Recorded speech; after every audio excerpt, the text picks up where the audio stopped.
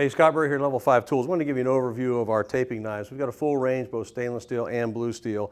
With a taping knife, what you're going to find is a very nice comfort grip.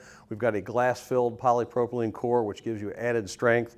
Again, you've got a nice in-mold label here, hammer end. Hammer end's going to be not just for putting in nail pops or screw pops, but you also, if you drop this from a distance, it's going to change the center of gravity. Hopefully it's going to land on the hammer end and not the blade. So a lot of people don't understand that that's one of the features, but that's really important. Thicker, wider, stronger blade back than most every knife in the marketplace. We did this first and we did it best, just to try to keep that blade as flat as you possibly can during use.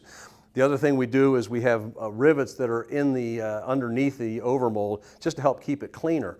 You'll see most other knives have an exposed rivet here, and that's because it's cheaper to make it that way. You mold the handle offline and then you attach it later with two rivets.